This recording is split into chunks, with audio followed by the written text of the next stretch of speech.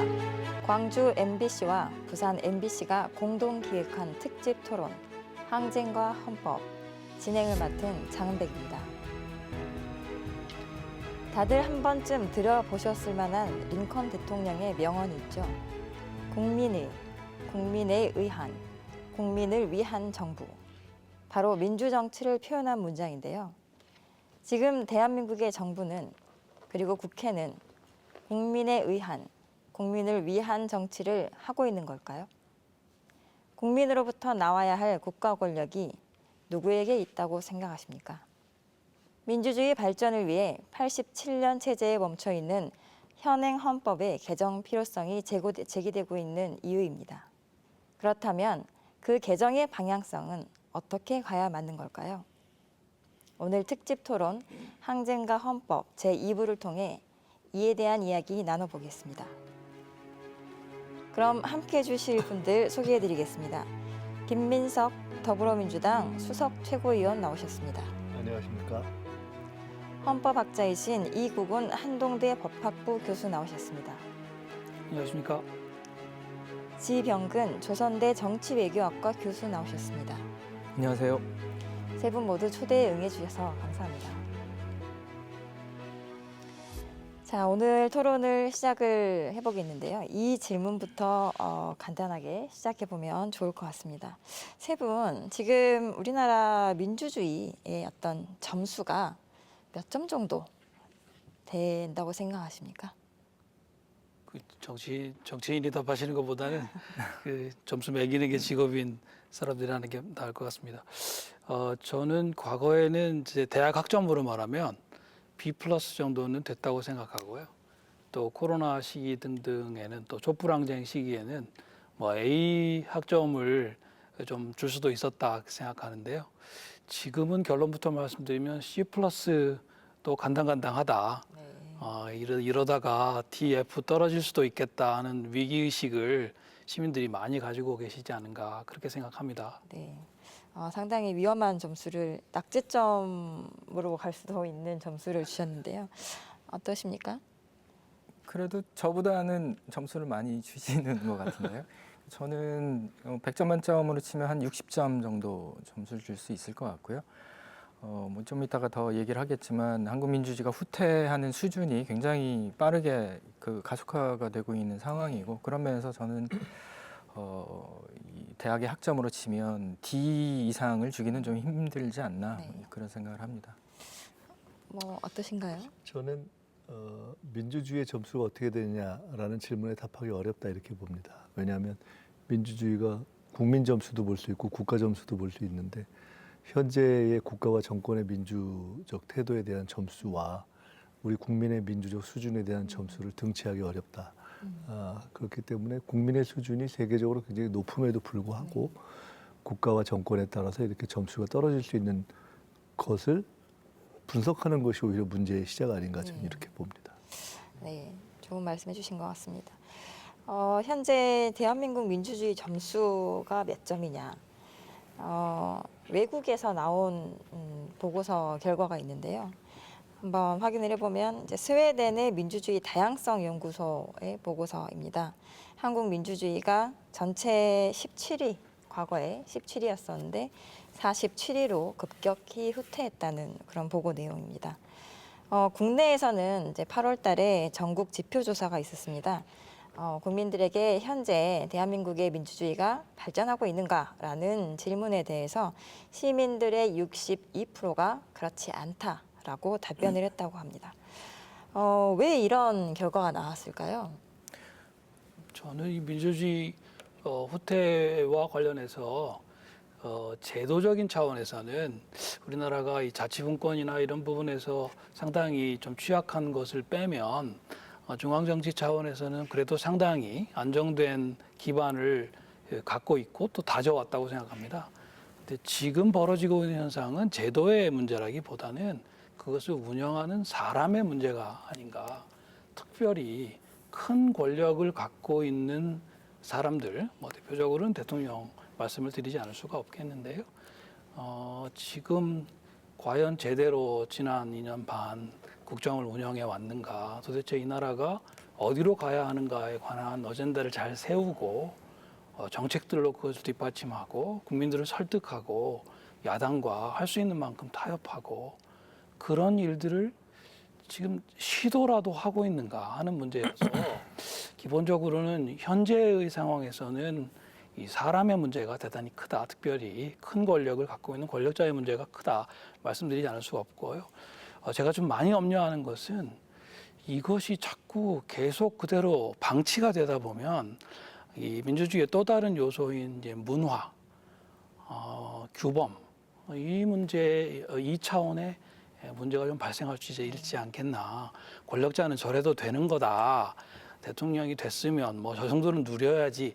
혹시라도 국민들이나 권력자 자신이 그렇게 생각하게 된다면 제도가 비교적 안정된 기반을 갖고 있음에도 불구하고 사람과 문화 때문에 민주주의가 후퇴하거나 실패하는 결과를 나올 수 있다는 생각을 하고 있습니다. 어떠십니까? 아까 우리가 얼마 전까지 한 17위대였다가 47위대로 갔다고 하는 말씀을 들으면서 그것이 이제 아까 처음에 제가 말씀드렸던 국민과 국가의 어떤 이중적인 상황을 반영하는 것이 아닌가. 제 느낌으로는 우리의 역사적 경험이나 이런 걸 놓고 볼 때 우리 국민의 민주적 수준이 아무리 못해도 탑10, 세계적인 탑10 플러스 마이너스 안에 전후에 있는 것이 아닌가 싶고, 그런데 현재로서는 어쨌든 정권의 운영 형태 이런 것들이 국가적으로 반영되면서 실제로 50위권 또는 그 이하로 가는 이렇게 쭉 추락할 수 있다는 것을 보였기 때문에 실제로 연도로 보면은 우리 사회로 보면은 거의 80년대 이전 수준에 보았던 행태를 거의 몇십 년 후퇴를 한 것이고, 그래서 선거라는 것을 통해서 선출된 권력으로서도 이렇게 민주주의가 후퇴할 수 있다는 것을 이제 보여준 거 아니겠습니까? 그리고 현재 그 민주주의 제도 하에서도 권력이 또 이렇게 독단할 수 있다는 것도 보여준 것이어서, 그러니까 다시 한번 아까 말씀드린 예를 들어 의회 견제가 제대로 안 통하고 있다라는 말씀을 하셨는데, 그것에는 또한 현재 헌법에 존재하는 대통령의 거부권의 행사라는 방식으로 진행되고 있는 것이어서 우리는 이게 민주주의 제도가 그대로 그 틀에 있으면서도 그 나름의 위법과 위헌과 권력 행사들을 통해서 이런 식으로 될 수 있구나 하는 고민에 빠져 있는 거죠, 사실. 결국 이제 세 분 모두 상당히 대한민국의 현재 민주주의의 수준이 위기 상태 내지는 낙제 상태, 우려스러운 상태다라고 말씀 모아주신 것 같습니다.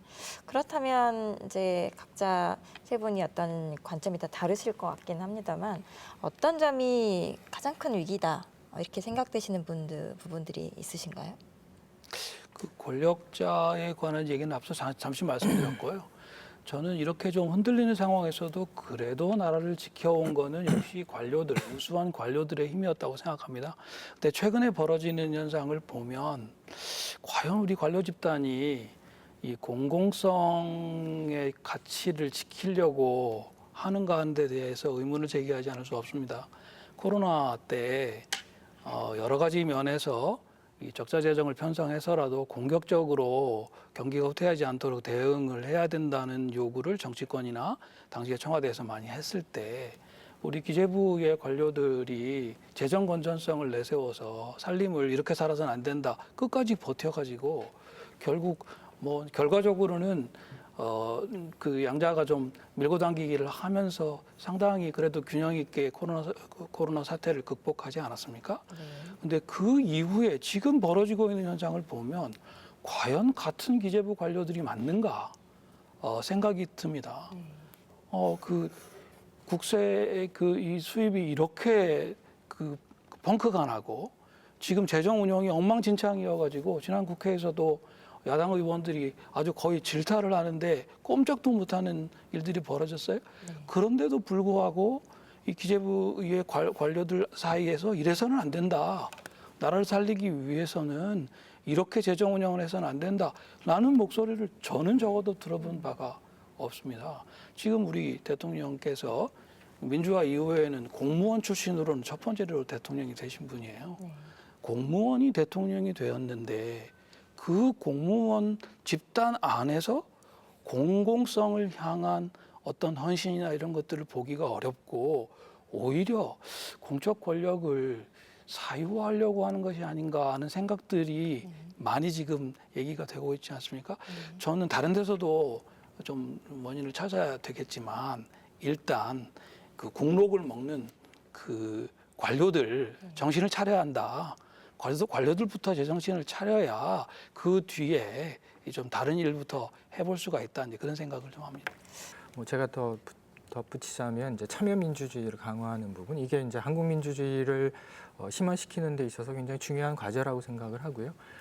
그러면 이 위기 그 민주주의의 한국 민주주의 위기 요인에 관련해서 이제 뭐 앞서 말씀하셨던 분들의 이제 추가적으로 제가 첨언을 하자면 저는 이제 그 검치 부분도 분명히 저희가 고려를 해야 된다. 그러니까 검찰이 과연 중립적이냐 공정하냐라고 하는 부분. 그리고 저는 윤석열 정부 들어와서 가장 치명적인 어떤 민주주의 훼손의 측면이 뭐냐면 이제 사법부의 결정을 무시한다라고 하는 거죠. 그러니까 이 강제징용 이 배상에 관련한 부분들을 이 사법부가 판단을 했음에도 불구하고 그것을 무시하고 이제 일본과 협정을 진행하는 이 부분 자체가 굉장히 출발선부터 이제 굉장히 잘못된 어떤 선례를 남겼고, 그것이 이제 한국 민주주의의 위기에 가장 단적인 사례로 이야기할 수 있는 부분이 아닌가, 뭐 그런 말씀을 좀 드리고 싶습니다. 그리고 가장 중요하게는 이제 민주주의를 사수할 때 민주주의의 가장 기본적인 요소는 법치잖아요. 근데 법치라고 하는 게 법의 집행이 공정하게 이루어진다라고 하는 것이 전제가 되어야 하는데, 그것이 국민들 사이에서 이게 누가 검사를 맡게 되는지, 누가 수사를 맡게 되는지, 그리고 누가 재판을 하는지에 따라서 결과가 달라질 수 있다라고 하는 이 생각을 갖는 순간 민주주의는 강하게 흔들릴 수밖에 없는 거죠. 여기 한 가지만 짧게 보태면은, 그래서 아까 제가 했던 말씀과 이걸 연동해서 보면은 우리가 기재부의 재정 결정 방식, 기재부 또는 뭐 이런 과거에 이제 노무현 대통령의 참여정부 때는 기획예산처를 독립시켜서 했던 그런 방식이 있었지 않습니까? 그건 어떤 제도와 기관의 분리 문제이고, 그리고 검찰도 사실은 저는 개인적으로는 가령 한국에서 미국 같은 데서 하는 무슨 검사들의 직선제, 이게 바람직한가라는 회의를 갖고 있었는데, 최근에는 야, 이거 문제가 있지만 그렇게라도 해야 되는 것이 아닌가라는 생각이 들 정도의 상황이거든요. 그러니까 그렇게 가자는 판단을 하고 있지는 않지만, 즉 이 말씀을 드리는 것은 재정 운영 방식이라든가 또는 사법의 운영, 그중에 검찰 운영 방식에 있어서도 경우에 따라서는 선출 또는 선출이 아니더라도 그 사법의 진행 곳곳에 국민 참여의 방식과 견제 장치들을 넣어야 하는 것으로 바꿔야 된다라는 생각을 하게 됩니다. 이제 말씀해 주신 내용들을 보면 이제 검치에 대한 이야기, 정치의 사법화, 사법의 정치화 이런 이야기가 있었고요. 그리고 이제 행정부에 대한 이야기, 그리고 공적인 권력의 사유화, 이런 부분들이 우리 현재 대한민국 민주주의의 가장 큰 위기의 한 지점들이다, 이렇게 말씀해 주셨습니다. 그렇다면 지금 이와 같은 민주주의의 위기 상황이 왜 찾아왔다고 보십니까?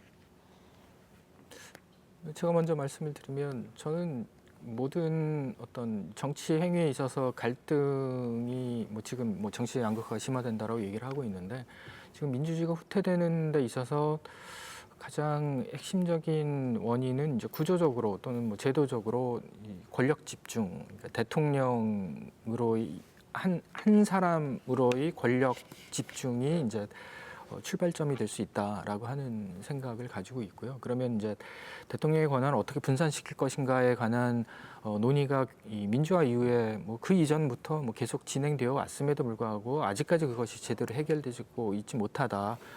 그 부분에 대해서 저는 먼저 오늘 좀 떼고 싶습니다. 저는 이제 대통령의 권력의 집중도 큰 문제지만, 지금 대통령은 이제 다들 잘 아시듯이 검사 출신 법률가이시지 않습니까? 근데 이제 이 법률가가 권력을 대하는 아주 독특한 그 습성이 있습니다. 한마디로 법률가는 이 책임을 지지 않습니다. 왜냐하면 자기가 그 결정에 대해서 책임을 지고 하려는 것보다는 대체로 법의 해석을 통해 가지고 법이 정해준 권한을 행사하고 만다 그렇게 하기 때문에 이 법률가들은 책임 정치하고는 조금 상극인 측면이 분명히 있습니다. 우리가 재판 잘못했다고 판사한테 책임을 묻는 것도 아니고 그 이제 기소를 해서 무죄가 이렇게 다 나오는데도 검사들이 못 받거나 그런 일이 있는 거 아니지 않습니까? 또 그렇게 해서는 안 된다고 생각하고요. 그 점에 있어서는 저는 법률가들이 이 정치적으로 이렇게 강력해지는 것을 과연 우리가 어디까지 용인해야 될 건가? 그 법률가는 사실은 법률 판단을 주로 하는 훈련을 받은 분들이고 정치는 이 사실 판단과 정책 판단이 좀 합쳐진 측면이 있거든요. 그 부분에 관한 전문가들은 좀 사회의 여러 분야에서 좀 충원이 다 되어야 되는 것이 아닌가 생각이 들고 지금 의회도 그렇고 행정부도 그렇고 앞에 사회자께서 말씀하셨습니다마는 법이 무서워가지고 스스로 해결할 수 있는 문제도 자꾸 법률가들에게 이렇게 이제 뭐 검찰에게 그 넘겨주거나 아니면 헌법재판소나 대법원에게 넘겨주는 방식으로 자꾸 하고 있어요. 이렇게 하면 정치의 입지는 자꾸 줄어들고 권력은 법률가들의 손아귀로 넘어갈 수밖에 없다.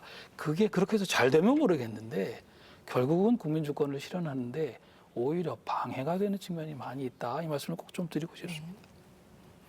우리 저 변호사님도 법률가인데 갑자기 법률가는 무책임하다 이러시니까. 저도 법학교수입니다. 근데 이제 변호사 또 율사 법률가들이 정치를 할 때의 특성이라는 것을 설명하는 측면에서는 이렇게 이해할 수 있는 대목이 있고요. 뭐 변호사는 변호사들이로, 뭐 언론인은 언론인대로 그런 직업적 특성이 반영되는 면이 있기 때문에 그렇지만은 정치를 하게 되면 정치인의 어떤 자격과 덕목 뭐 이런 것이 있기 때문에 꼭 그것을 직업적 측면과만 연결시키는 것으로 다 설명하기 조금 어려운 면이 있다고 보고요. 저는 좀 다른 각도에서 그냥 좀 비논리일 수도 있지만은 아까 첫 질문이 왜 이렇게 민주주의가 지금 이렇게 됐느냐. 결국 저는 민주 세력의 역량 문제라고 봅니다. 그러니까 예를 들어 저희 같이 정치를 하는 사람 또는 민주당을 포함한 민주 세력의 역량 문제, 결국은 정권을 뺏겼으니까 이렇게 황당한 세력에게 정권을 준 것이죠. 왜 뺏겼느냐? 정권 운영에 대한 평가가 잘 안 나왔으니까 선거에서 진 거 아니겠습니까?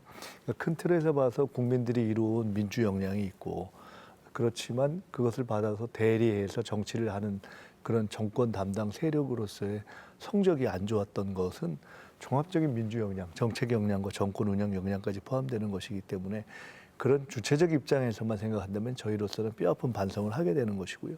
결국 최종적인 문제는 어떻게 극복하고 더 민주적인 정권과 국가와 정부 운영, 공동체를 만들 것이냐의 문제이기 때문에 저희 같은 사람들은 저희 같은 입장에서 또 시민들은 시민들의 입장에서 어떻게 민주 역량을 높일 것인가에 대한 문제로 가야 된다고 보고요. 가장 큰 책임은 직접 정치를 일상의 업으로 하고 있는 정치 세력에게 있다고 봐야 되겠죠. 그런 점에서 저는 지난 정부에 있어서의 여러 가지 정책적인 문제점, 또 참여했던 사람들, 또 현재 이런 문제를 해결해가고 있는 저희가 제일 반성할 대목이 많다고 생각하고 있습니다. 우리가 통상적으로 예, 말씀하십시오. 뭐 제가 잠깐 딴지를 걸자면 그 김민석 의원께서 말씀하신 부분은 이제 정치인과 국민을 이제 다르게 평가를 해야 된다. 그리고 일차적인 책임이 취지는 그 말씀이신 것 같아요. 그러니까 정치인들이 책임져야 되는 부분, 그리고 공직자가 책임져야 되는 부분들이 분명히 있는데 시민들의 역량도 반영되죠. 예. 그 말씀을 드리고 싶었던 저는 거고요. 이제 그 말씀드리고 싶은 게 뭐냐면 정치인들 사이의 어떤 정치적인 양극화가 실제로 시민들 사이에 그 전이가 된다라고 하는 부분이죠. 네. 그러니까 지지하는 정당 또는 지지하는 지도자들 간의 어떤 정치적 갈등이 시민들 사이의 갈등으로 이어질 수 있기 때문에 그 부분에 관련해서는 저는 결론은 똑같은 것 같습니다. 뭐냐면 이제 정치인들이 책임 의식을 가져야 된다. 본인들만의 싸움이 아니고 이거는 국민들 간의 갈등, 불필요한 다툼으로 이어질 수 있다라고 하는 그런 어떤 생각, 판단, 그래서 보다 더 책임 있는 어떤 의견 제시가 좀 필요하지 않나 이런 생각을 합니다. 그러니까 돌이켜 보면 과거에 우리 정치에 낭만이 있었다. 라고 얘기할 수 있었던 그런 시절이 있었습니다. 그때는 좀 더 공간이 있고 어떤 토론이나 아니면 이제 협의나 이런 것들을 통해서 여와 야 사이에 어떤 공간들을 마련해내는 그런 여유가 있었던 것 같은데요. 언제서부터인지 일단 한국 사회에서 좀 극과 극으로 가고 그리고 어떤 협의나 이런 것들을 통해서 이야기를 한다기보다는 결국 사법으로 가는 그런 어떻게 보면은 정치 자체에서 자정 활동이 안 되는 그런 상황이 된 부분들도 있는 것 같습니다. 그런 과정에서 결국 국민에게 가야 되는 권력이 국민에게 나눠지지 못하고 있는 그런 상황으로 지금 다시 가고 있는 것 같은데요. 다소 추상적인 질문이긴 하나 현재 상황에서 상당히 뼈아픈 질문을 하지 않을 수 없습니다.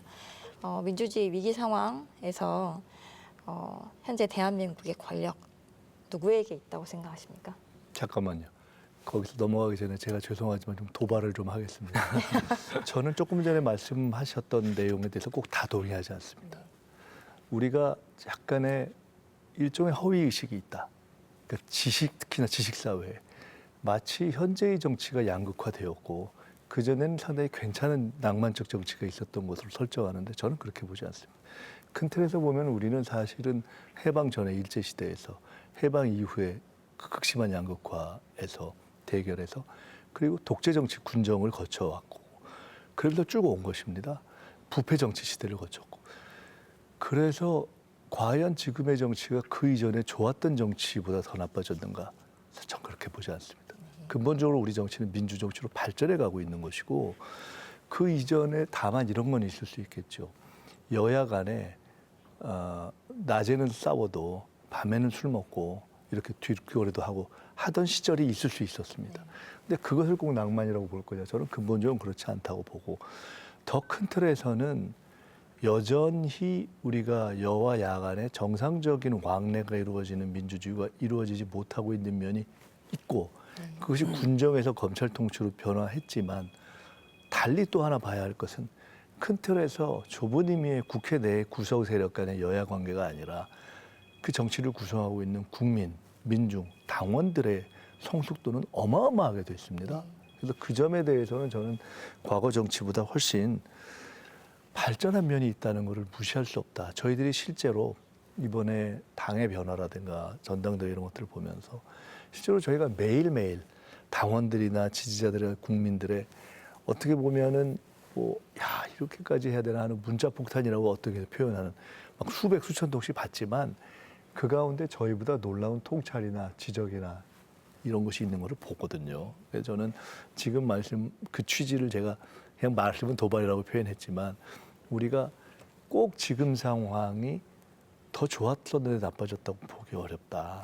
근데 지금 김 의원님 말씀이 좀 이해가 가면서도 그 국민들 입장에서는 여든 야든 어쨌든 정치 세력 전체를 보고 그 국민이 인풋을 하면 아웃풋으로 뭐가 나오느냐 이렇게 해서 이제 정치 전체의 퍼포먼스를 평가를 하게 되거든요. 네.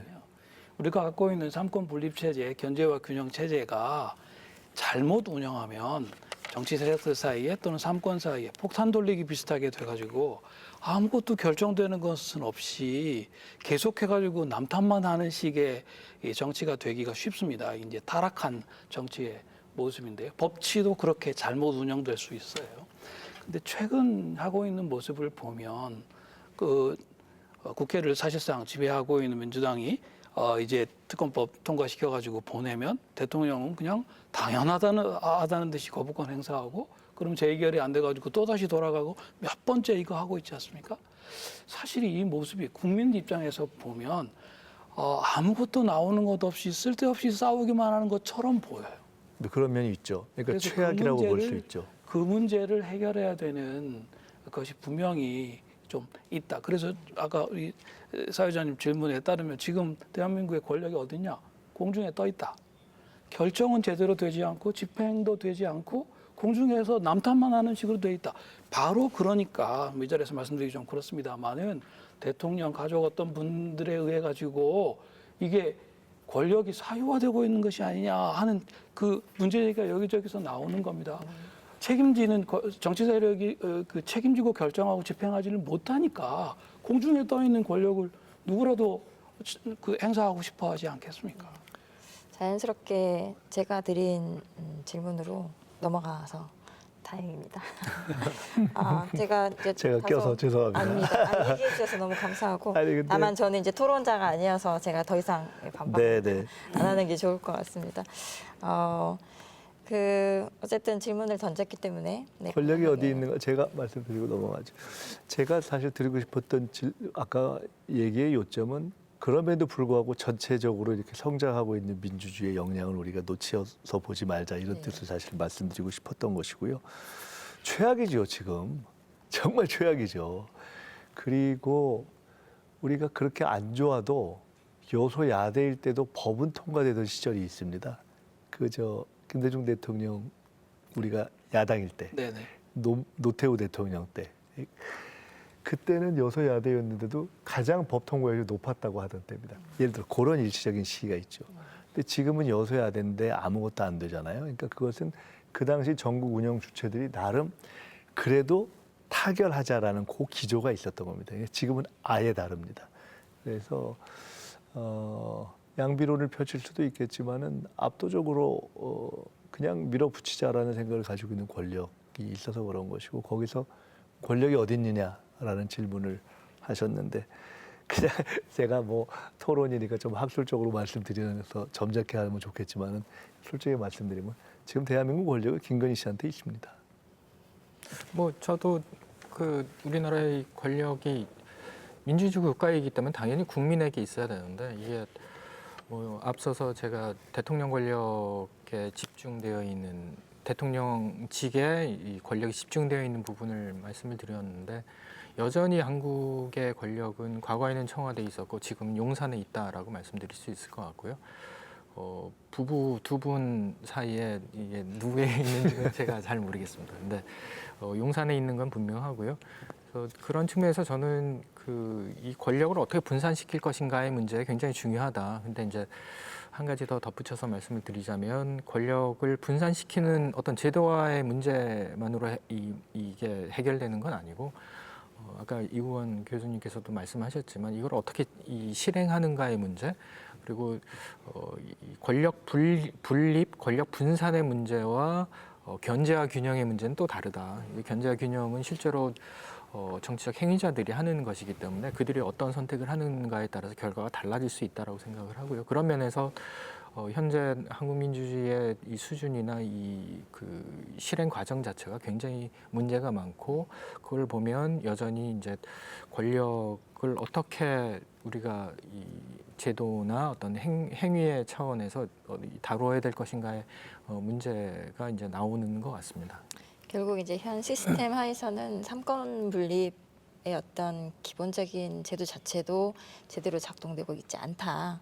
결국 이제 삼권 분립이 제대로 돌아가기 위해서는 어떤 견제와 균형, 이 원리가 제대로 구현이 돼야 되는데 실제 그 구현되는 과정에서 어느 정도 기능이 상실된 상태가 아니냐 이런 문제 의식을 가지고 말씀해 주신 것 같습니다. 결국 이 삼권 분립의 축 중에 양대 축이라고 할 수 있는 대통령과 국회 계속 충돌하는 모습들을 지금 보이고 있는데요. 국회에서 통과시킨 법안들이 거의 대부분 지금 거부권 행사를 통해서 폐기되는 그런 과정들이 반복되고 있는 상황입니다. 이 상황에 대해서 어떻게 보십니까? 저는 이제 정말 그 전국을 운영하고 그 국정을 이끌고 갈 책임이 대통령과 국회에 있는데 정말 이래서는 안 된다는 생각을 좀 말씀드리고 싶어요. 두 가지 점인데요.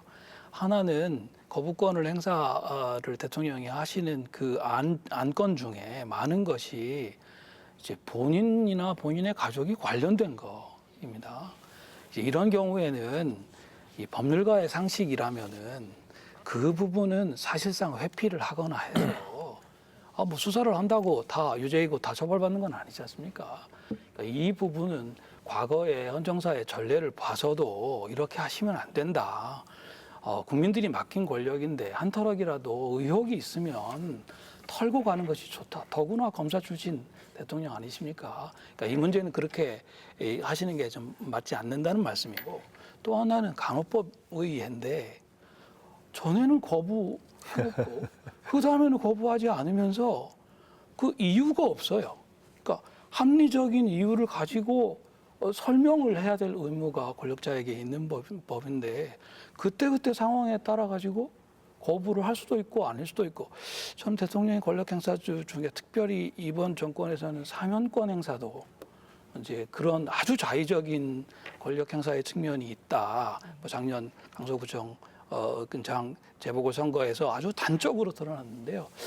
이 권력을 헌법이 보장한 그 권한이라고 해가지고 합리적인 기준 없이 이렇게 막 풀스윙하듯이 이렇게 해서는 안 된다. 이 부분은 다른 누구보다도 대통령 자신이 좀 정신을 차리셔야 된다고 생각합니다. 지금 어쨌든 대통령과 국회가 계속 충돌하는 그런 과정들이 반복되고 있는 상황에서 최종적인 판단을 어떤 비선출 권력인 헌법재판소가 하게 되는 일이 종종 있는 상황입니다. 과연 이런 흐름들이 민주주의에 맞는지 좀 회의적인 시각들이 있습니다. 어떻게 보십니까, 교수님? 헌법재판소가 만들어진 취지가 그런 거잖아요. 뭐 그 정치권에서 해결하지 못한 부분을 해결해야 되는 어떤 순기능이 분명히 있죠. 근데 저는 그 말씀하신 것처럼 뭐 정치의 사법화, 이게 정치가 해결해야 되는 부분을 이제 법률적인 판단으로 이제 대체하는, 그리고 이제 그 결과에 대해서 누구도 만족스러워하지 않는 이런 게 계속 재현이 되고 있기 때문에 이거는 좀 끊어내야 되는 부분이 있지 않나. 근데 이제 저는 이제 법률가에게 어떤 정치적 사안에 대한 판단을 맡기는 것 자체가 그게 과연 타당한가에 대한 의문을 뭐 당연히 우리가 품고 있는데 이게 쉽게 해결되지 않는, 그러니까 이유 중에 하나는 저는 이제 정치인들의 책임이다.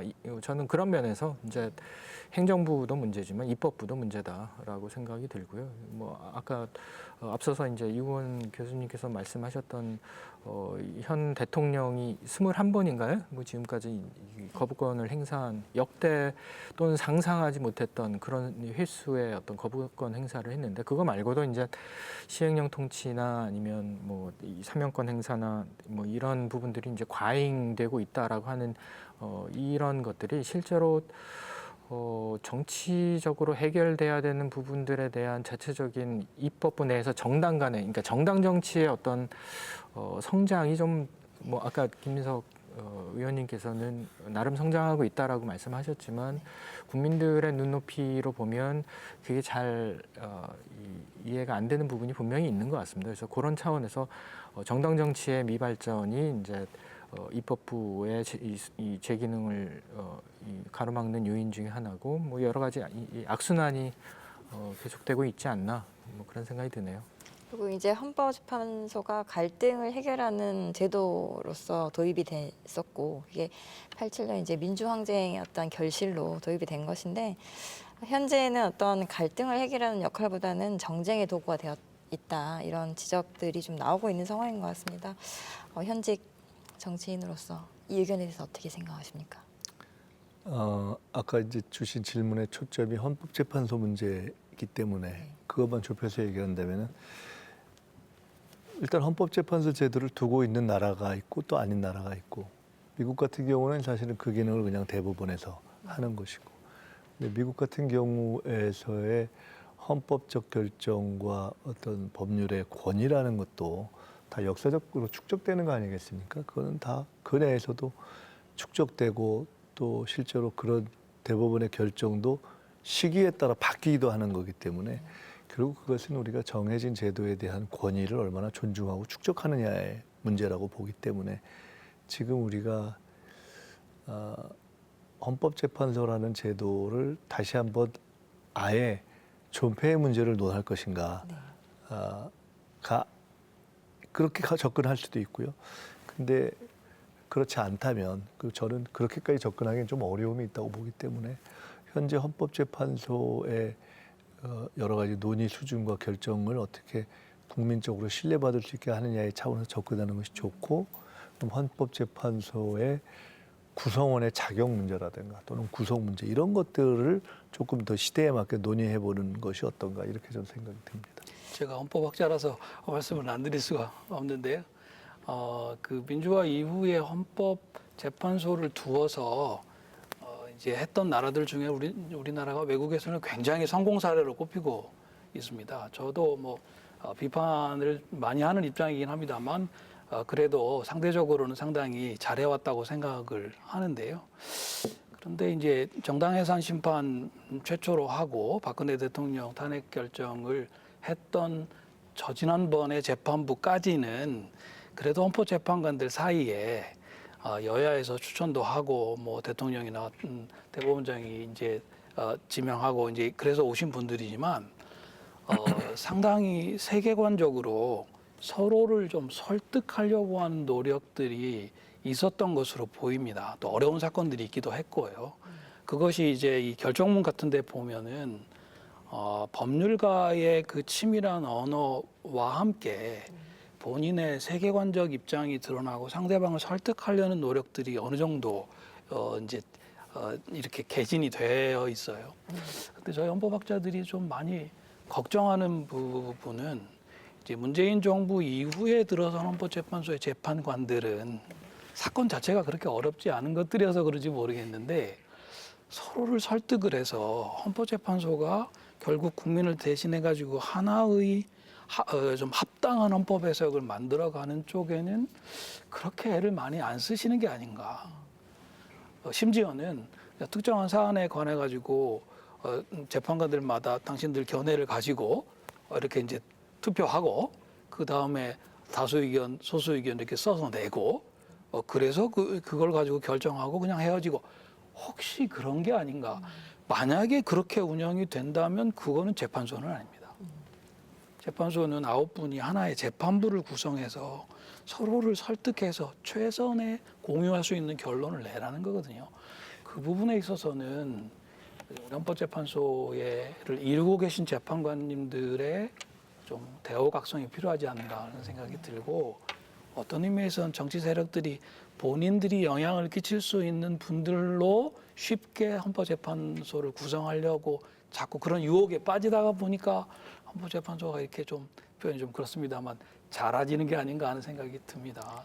미국 사람들은 연방대법원을 현자들의 코트다 그렇게도 표현하거든요. 그래서 그 면에서는 좀 헌법재판소의 구성 우리 김 의원님 말씀하신 대로 근본적으로 좀 새롭게 할 수 있는 방법을 찾아야 되겠다 싶습니다. 이제 사법부로서 어떤 기능을 근본적으로 다시 한번 재고해야 된다라는 여러 가지 시각들이 있는데 그것 때문인지는 잘 모르겠으나 현재 이제 서울에 있는 대법원 그리고 헌법재판소를 각각 대구와 광주로 옮기는 그런 법안이 발의가 됐습니다.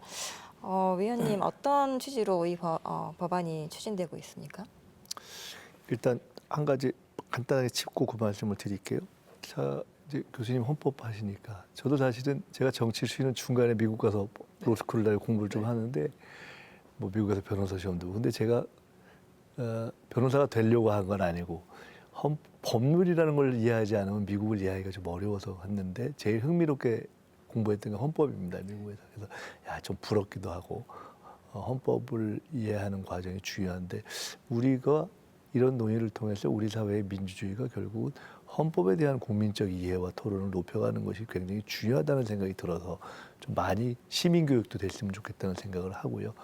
지금 말씀하신 헌법재판소나 사실은 이제 이런 논의가 있죠. 대법원, 헌법재판소 그리고 더 나아가서는 법무부, 검찰청의 이전 문제까지 논의가 있습니다. 법으로는 지금 이제 그 중에 일부가 나와 있지만은 사실은 저는 근본적으로는 우리 사회에서 또 우리나라에서 법조가 지역적으로 딱 모여 있는 것이 꼭 바람직한가? 사실 꼭 맞지 않는 것 같다는 생각을 해서 이것이 한편으로는 우리 사회의 어떤 지역의 분산과 지방의 발전이라는 그런 방향의 문제의식과 법조의 집중이 바람직한가라는 것에 대한 문제의식이 사실 두 가지 다 있습니다. 아주 기술적으로 보면 서초동에 꼭 모여 있어야 하나? 근데 이제 서초동 주변에 현재 살고 계시는 법조 주변 종사자나 가족들의 입장에서는 또 당사자들의 생활과 권익과 문제 권리가 이제 또는 권익이 관련되어 있는 것이기 때문에 저희가 쉽게 그냥 정치적인 이유만으로 얘기할 수는 없지만 저는 기본적으로는 그런 좀 분산이 필요하다고 보는 사람입니다. 그래서 그런 일환으로 여러 가지 안이 나오는 거고요. 그래서 아마 헌재 또는 대법원의 지역 이전과 관련해서는 어떤 경우들은 헌재가 광주에 오는 게 좋다. 어떤 분들은 헌재가 대구에 가는 게 좋다. 이런 지금 사실은 그때그때 대선 때마다 다른 의견이 나오는데 저는 기본적으로는 일정하게 일의 필요성을 위해서 일정하게 어느 정도 큰 이렇게 영역 안에는 있지만 막 딱 붙어 있는 이것은 아닌 정도로 가는 것이 좋지 않나 이런 생각을 해봅니다. 네. 저희가 지금 그 토론의 막바지로 가고 있는데요. 현재 그 민주주의의 위기에 대한 이야기가 많이 나오고 있습니다. 이 지금의 민주주의 위기를 극복하고 발전시키기 위한 여러 가지 방안 중에서 개헌 이야기가 나오고 있는 상황입니다. 일단 아직 구체화된 것 같지는 않은데 가장 큰 여야 간 쟁점이 어떤 게 있습니까? 글쎄요. 우선 아까 얘기 한마디 묻는 저는 그래서 사실은 헌재는 우리 현재의 민주 체제의 질서 성장에 광주가 가는 의미가 있기 때문에 헌재는 광주로 옮기는 게 좋다고 좀 생각하고 주장을 해온 편입니다. 현재 여야 간의 개헌 자체가 현안이 안 돼 있기 때문에 뭐가 이렇게 어떤 것이 쟁점이다 이렇게 얘기는 어렵고요. 제가 당의 정책위 의장을 할 때 원포인트 개헌 문제를 처음에 제기했던 사람 중에 하나인데요. 그것은 이제 5.18 전문 수록 이런 겁니다. 제가 전에 민주연구원장을 할 때 아주 흥미로운 조사를 해봤는데요. 부산, 경남에 사는 또는 뭐 강원도에 사는, 충청도에 사는 전국 다 조사를 해보잖아요. 그러면 전문에 5.18을 넣어야 되냐, 부마항쟁을 넣어야 되냐, 6월 항쟁을 넣어야 되냐 쭉 조사를 해봤어요. 깜짝 놀란 결과가 있습니다. 지역 상관없이 모든 지역에서 5.18을 수록하자가 압도적 1위입니다. 그래서 제가 그걸 보면서 야, 이 우리나라 국민들이 참 대단하구나 이런 생각을 했었거든요. 그 조사가 저희가 한 거의 10년 전에 한 건데 비슷할 거라고 봅니다. 그래서 어쨌든 이제 그런 문제를 포함해서 더 들어간다면은 이제 어떤 사회권적 기본권의 문제도 있을 수 있고 뭐 여러 가지가 있을 수 있겠죠. 근데 현재로서는 딱 쟁점이 갈라져 있지는 않고 말은 지금 국민의힘 분들도 5.18 전문서로 찬성한다고 말은 합니다. 근데 실제 의지는 별로 없고요. 뭐 그런 쟁점들은 실제 상황이 되면 좀 더 분명히 갈라질 거라고 보고 있습니다. 아직은 그렇게 구체화되지는 않은 것 같은데요. 그 헌법 개정안이 과거에 여러 차례 이제 작업이 되었었고요. 또 2018년에는 문재인 대통령께서 이제 대통령 제안으로 네. 국회에 제출하신 적도 있습니다. 그렇습니다. 국회에서 이제 표결을 하지 않아 가지고 결국 그 이후에 절차가 진행되지 않았는데요. 당시에 문재인 대통령의 개헌안은 대부분의 쟁점에 관해서 이제 대안들을 내놓으셨습니다. 대표적으로는 이제 지방분권 관련되어 있는 조항들이 현재의 헌법에 매우 미약하게 되어 있어서 그 부분을 좀 손을 많이 보았던 점을 꼽을 수가 있겠습니다. 근데 당시에 왜 이제 그 당시에 야당과 협상이 잘 되지 않았는가 생각해 보면 결국은 대통령 권력과 국회 권력, 핵심 쟁점으로는 이제 국회에서 선출하거나 동의권을 행사해 온 이 국무총리에게 어느 정도의 권한을 분산시킬 건가 이 문제에 관해서는 당시에 문 대통령께서는 본인 안을 내질 않으셨어요. 4년 중임제로 바꾸는 정도로만 하셨기 때문에 저는 현실적으로는 이번에 개헌을 다시 이제 추진을 한다면 현재의 대통령을 포함해서 여야가 과연 이 대통령 일극 체제로 이렇게 이끌어가는 걸로 우리 국가를 이끌어갈 수 있겠는가에 관한 냉정한 판단을 하고 권력의 분산 체제를 만약에 한다면 이 국회 권력이 내각을 이 구성하는 데 어느 정도 참여할 수 있을지에 관해서는 협상을 해가지고 답을 내야 된다. 개인적으로는 그런 생각을 저는 갖고 있습니다. 두 분 말씀 잘 들었습니다. 마지막으로 어쨌든 국민의 입장에서 이런 부분들은 개헌이 됐으면 좋겠다라고 생각하는 조항이 있으신지 그런 내용이 있으신지 우리 교수님께 간단하게 한번 이야기를 듣고 싶습니다. 구체적인 조항을 말씀드리기보다 저는 이 헌법 개정의 기본 방향을 좀 말씀드리고 싶은데요. 아까 논의 과정에서도 나왔지만 수기적 요소 또는 참여적 요소를 강화시키는 그런 방향으로 가야 된다라고 하는 부분 하나 하고요. 또 한 가지는 우리나라의 기본적인 정치제도가 합의제보다는 이제 다수제적 성격이 굉장히 강하고 그래서 이제 그러니까 승자 독식의 정치 문화가 계속 재현되고 있다라는 비판들을 많이 받아왔기 때문에 저는 합의제적인 정치제도를 최대한 많이 반영하는 그런 헌법 개정이 이루어져야 된다. 한 가지만 더 붙이면 정당에 관한 부분, 그러니까 정당의 역할 그리고 정당에 대한 국가의 지원이나 이런 부분들에 대한 그러니까 정당 민주주의에 대한 부분들이 조금 더 정교화됐으면 좋겠다라는 바람입니다. 방금 교수님께서 수기제 민주주의적 요소가 강화되었으면 좋겠다라고 말씀하신 부분에 대해서 굉장히 크게 고개를 끄덕거리셨는데요. 다 저는 말씀하신 것들이 다 들어가면 좋다고 봅니다. 그리고 이제 수기적인 민주주의로 가는 것은 저는 한국 사회가 전 세계를 선도하는 과감한 좀 포부를 갖고 가는 것이 좋다 이렇게 보고요. 말씀하신 것에서 합의될 수 있는 수준으로 다 최대한 가는 게 좋다.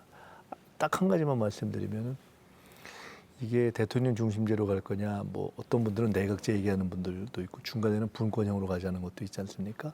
근데 현재 있을 수 있는 현 제도를 그대로 두면서도 할 수 있는 약간의 개선이 있다면은 어차피 추천권을 가지고 있는 것으로 되어 있는 총리에게 현재 지금 인사검증에 대한 것을 대통령실에 두느냐 법무부에 두느냐 막 논란이 있고 다 의미가 퇴색되어 있어서 차라리 추천을 하는 총리에게 검증권을 주는 것만으로도 상당한 정도의 저는 개선이 이루어질 것이라고 생각이 듭니다. 저는 지금 그 새로운 세대의 정치 호흡을 감안할 때는 국회의원 4년 임기가 너무 긴 것 같습니다.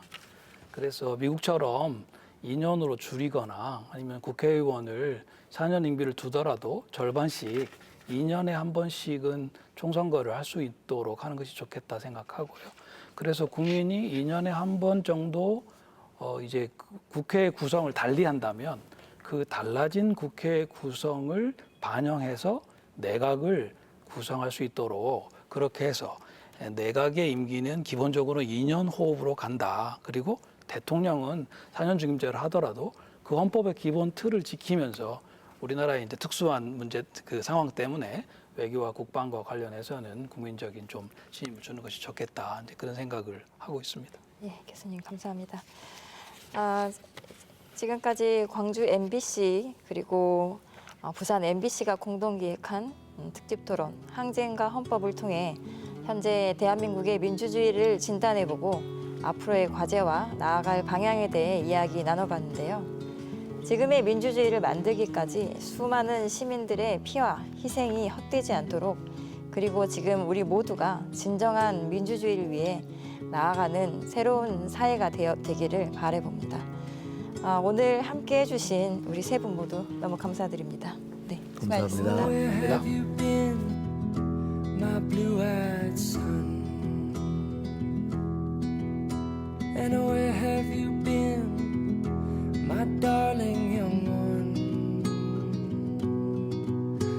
I've stumbled on the side of 12 misty mountains. I've walked and I've